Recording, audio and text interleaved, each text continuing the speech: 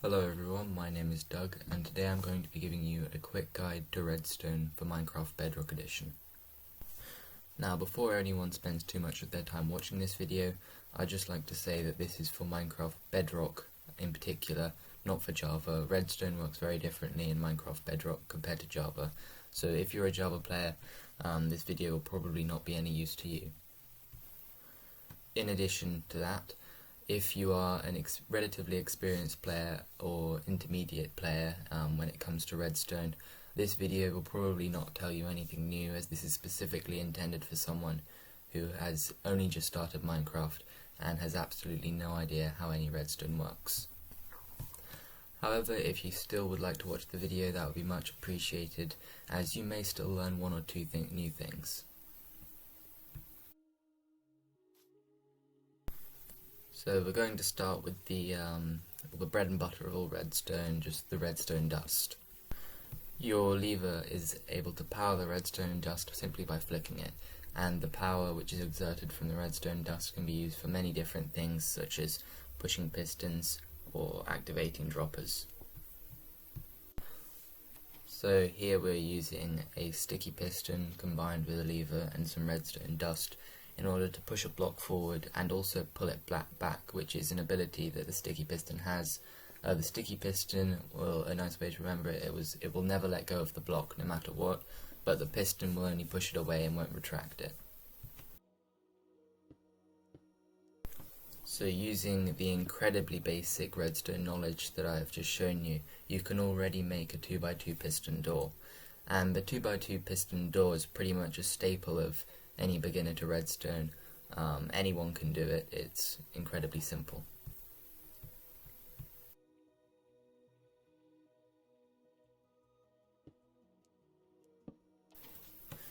And there you go, your 2x2 piston door is already done, even with this very cursory knowledge of redstone.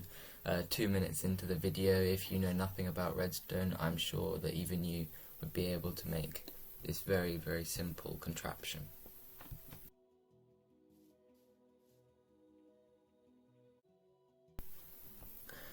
And now I'm going to show you how you can, because the 2x2 piston door, let's be honest, it doesn't really look very good. So if you're going to actually be doing something which is more practical than anything, I'd recommend using iron doors and some nice pressure plates in front.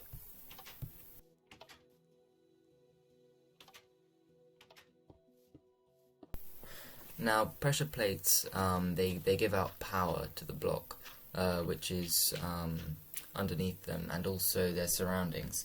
So you can actually make, surprisingly, this iron door, you can actually power this iron door even when the pressure plate is not next to it, simply by using some of the redstone that we talked about earlier, and also a new addition which will be very important to you in beginner redstone, which is the repeater.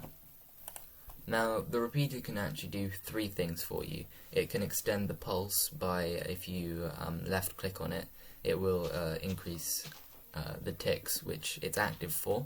It can also increase the length of your redstone, so it will almost repower the redstone if the signal's getting weaker, and it will also directly power any block that's not a transparent block like glass, which we'll talk about later in the video. And as you can see here, we have got a very nice pressure plate powered iron or double iron door.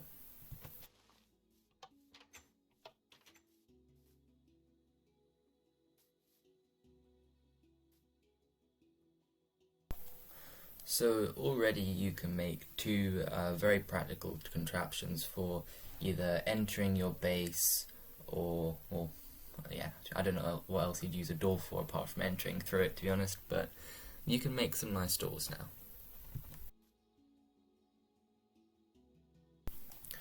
Another very important tool for beginner redstone is the use of hoppers.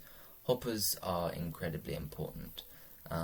They can, well, pretty much, I'll show you the basic way that they can be used, which is pretty much just to suck out an entity or block from underneath, say, a chest or something, and then they can be transferred into, say, a larger storage system. So say you've got your mob farm you've got a very nice gunpowder farm. The gunpowder gets sucked out of the chest and it gets transferred into your main storage system just for convenience. A lot of redstone is for convenience. You can pretty much get through all of Minecraft without the need of redstone, but redstone makes things a lot easier. So the hoppers work, so you can see the top of the hopper, it sort of looks like a bit of a sink, to be honest. And all of the items, you can imagine it as they fall into the sink. So when you put a hopper underneath the chest, the items will all fall into the hopper. And also when you put a hopper underneath another hopper, so you've got hoppers going into chests, but there's also a hopper underneath it, it will prioritize the hopper that's underneath it before it puts it into the chest with its little nozzle thing on the end of it. So hoppers will always go down before they go across.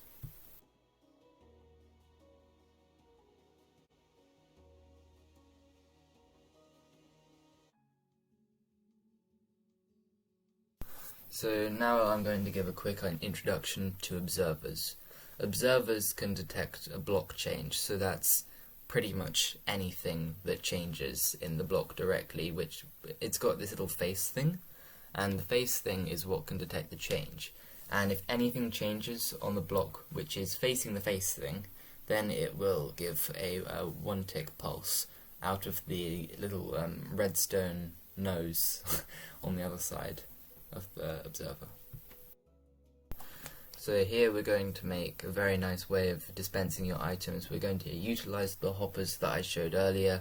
We're also going to utilize a water stream to transport items, and we're also going to utilize this thing called an observer clock. Now an observer clock works by 2 observer faces facing one another. So the observer face looks at the other observer face and it detects a change in the other observer face because there is an observer face there. The observer face on the other side then detects a redstone change because the other observer face is now powered, which will then power the other one, and then which will then power the other one, and they both get powered over and over and over again in sequence. And so that is a redstone clock for you. And the redstone clock will then power the dropper, and the dropper will dispense the items into your water stream, and then you can have the hopper collect them into a chest. And now you may ask, why wouldn't you just use a hopper for everything? Now if you're travelling long distances, it's too expensive and also it's quite slow. So I would always recommend using water streams. They also look pretty cool, but I always use water streams over hoppers where possible, unless it's a very short distance. So you might have found my explanation about the observers quite hard to understand without any observers, but I think that once you see it, once you see the actual observers powering each other, I think that you'll definitely understand it. So I'm going to show you the observer clock right now. Now you can see the 2 observers powering each other very nicely, and one of the observers is also doing the job to power the dropper, which is going to dispense the items which are all collected and funneled into it by the hopper, which will then be collected by the other hopper and put into the chest at the end. Now this is a very basic way of just getting items from, say you've got a nice mob farm again, let's use our good old gunpowder farm. Put the gunpowder in and the gunpowder will end up in the chest. So it's just a very nice way of transporting items.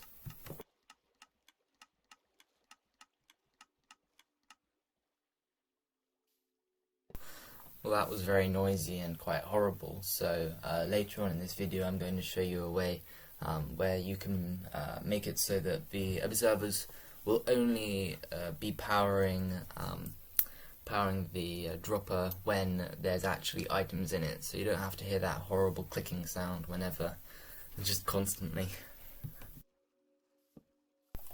So here I've shown you how to do a 1 tick pulse with pistons. Observers are incredibly useful for that. They'll just detect the change and then give out 1 single pulse into a piston.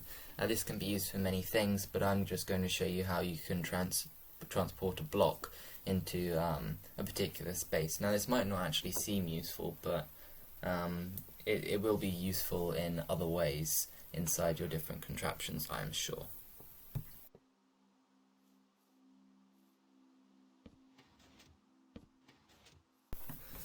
So we're going to use a little observer snake in order to get around to the other observer. This is not very efficient, but I think it's an important way of stressing the point of how observers work.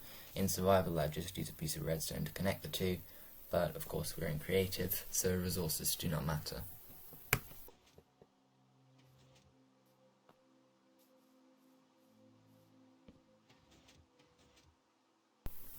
So you can see these two pistons firing in sequence, and now you can push a block in between, so from one to the next, and then across again. And this isn't actually useful for anything, and it probably won't be, although it is quite satisfying to watch.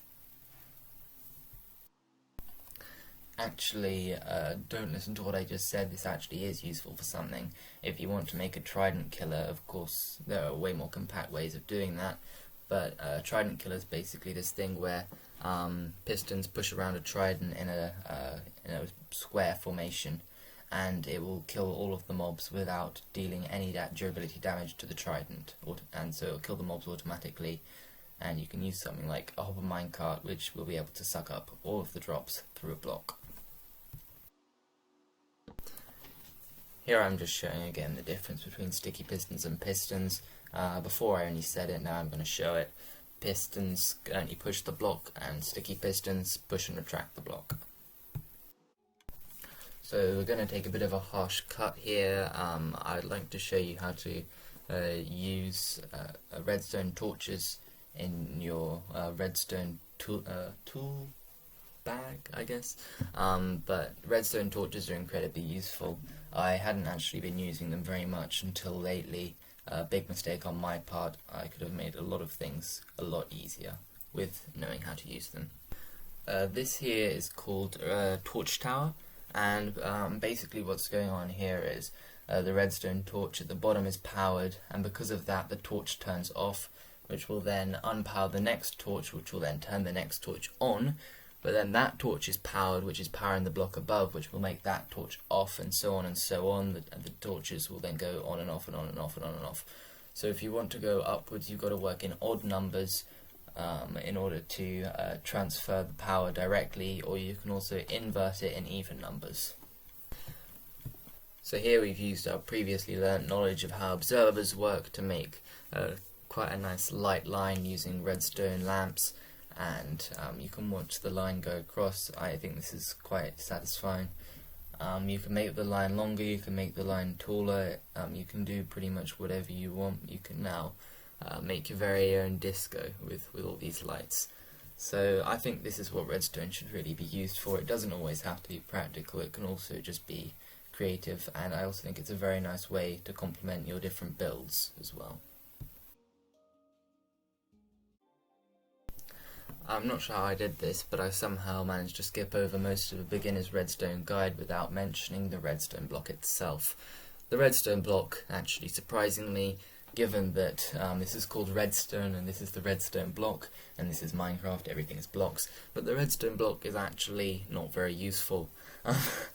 I've shown one way of using the redstone block here, which is just chaining together pistons, and then you can take a bunch of outputs from the redstone block.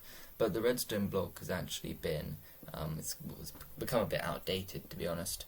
Observers are better in most ways, and redstone dust is much cheaper.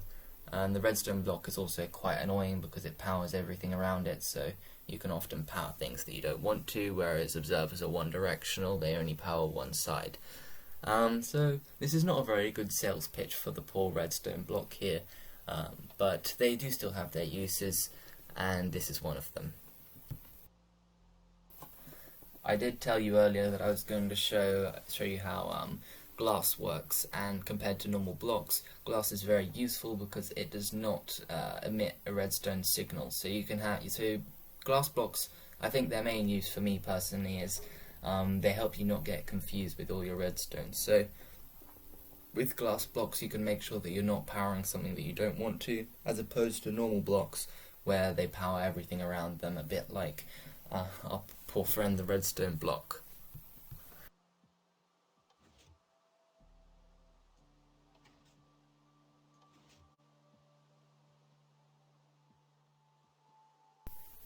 Okay, so I did promise you earlier that I was going to show you how you could make a dispenser dropper system for your item transfer without having to have that horrendous clicking noise constantly.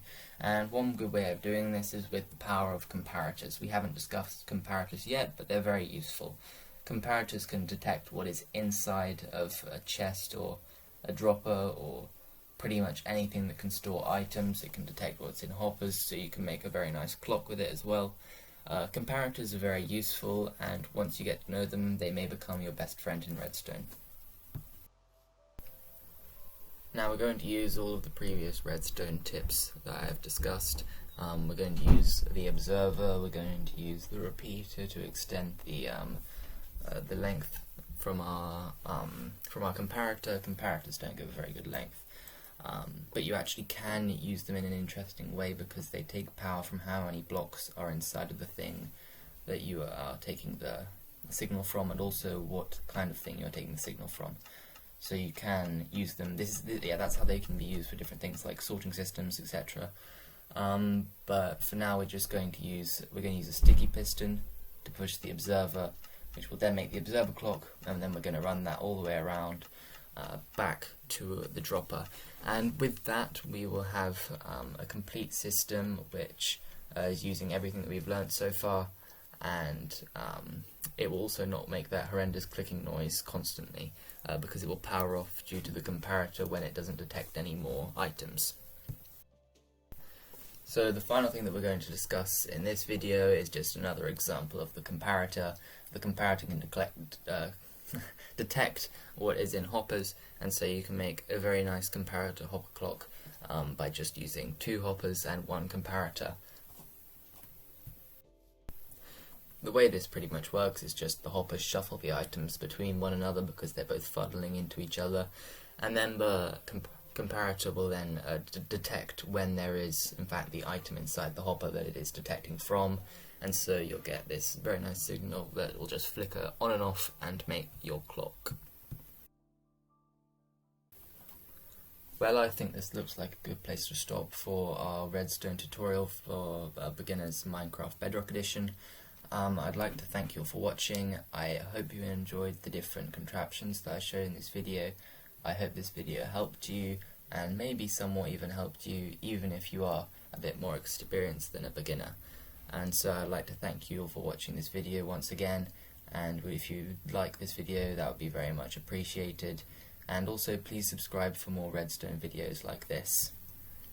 And I will see all of you in the next video.